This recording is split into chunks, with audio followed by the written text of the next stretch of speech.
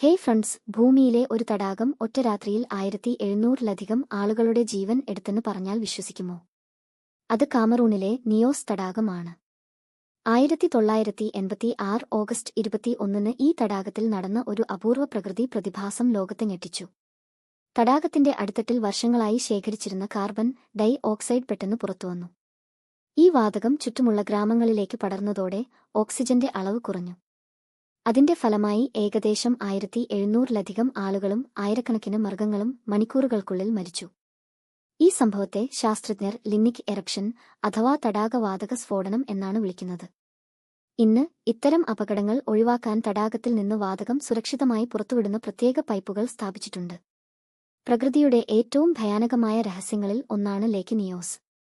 ഇത്തരം കൗതുകകരമായ അറിവുകൾക്കായി fact verse Malayalam subscribe ചെയ്യൂ.